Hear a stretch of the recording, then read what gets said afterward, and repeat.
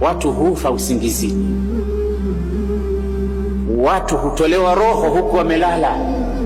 Allahu yatawaffa al-anfus hina mautiha, hiyo ni kazi yake Allah subhanahu wa ta'ala. Kwa hiyo hizi roho hizi, nafsi zetu hizi, tunapokwenda kulala, kuna mambo makubwa yanahitaji maandalizi, kwa sababu huenda tukalala tusiamke tena, asubuhi yetu ikawa yauma yunfakhu fi ssuri fatatuna afwaja wa futihati ssamau fakanat abwaba wa suyiratil jibalu fakanat saraba inna jahannama kanat mirsada littagina maaban labithina fiha ahqaba.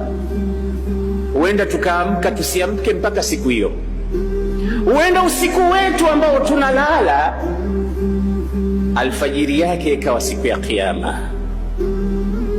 Nikisema hivi simtishi mtu, ila namwandaa mtu ajue kwamba wakati anakwenda zake kulala kuna ibada kubwa anatakiwa aifanye, na ahudhurishe mbele yake kwamba nakwenda kwenye kifo kidogo, huenda kikaungana na kifo kikubwa, nisiamke tena baada ya kulala huku.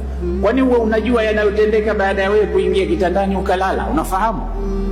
Hata wale wezi walikuja wakavunja wakaingia wakaiba, wewe umelala fofofo, unawatambua? Unaelewa uko hapo, uko katika kifo.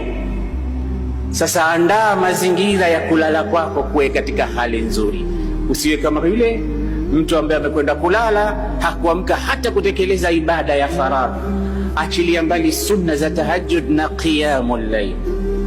Fadhaka rajulun bala ash-shaytanu fi udhunayhi, mtu aina hii ambaye amelala bila kuamka kufanya mambo mengine ya muhimu ni sawa na ni mtu ambaye shetani anakojoa katika masikio yake.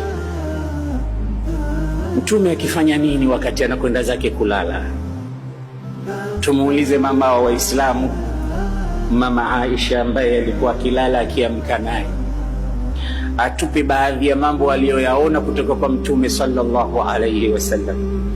Katika hadith sahih, bibi Aisha anasema, kana Rasulullah idha awa ila madja'ihi jamaa baina kaffayhi thumma nafatha fihima wa qaraa fiha qul huwa Allahu ahad qul a'udhu birabbil falaq qul a'udhu birabbin nas thumma yamsahu bihima ma istata'a min jasadihi yabda'u bi ra'sihi wa wajhihi wa ma aqbala min jasadihi. Hadith sahihi, bibi Aisha anasema Mtume alikuwa anapokwenda kulala alikuwa akikusanya viganja vyake viwili, kafu, vitanga vyake vya mkono, viganja vyake viwili, kisha anasoma qul huwa Allah, qul a'udhu birabbil falaq, qul a'udhu birabbin nas mara 3, kisha anapuliza katika viganja vyake. Thumma yamsahu bihima, kisha anapaka na kujipaka au kupangusa kwa viganja vile alivyovisomea, mastataa, pale anapopafikia na anapopaweza kupapaka kwa viganja vyake vile.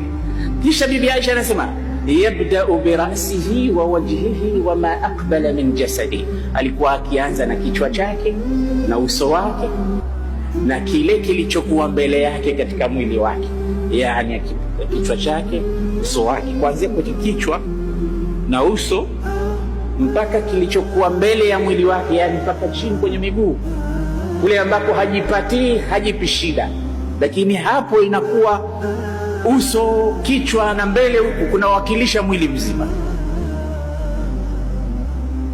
Alafu ndo anakwenda kulala Rasulullah. Ni wangapi katika sisi tunakwenda kulala tunafanya hivi?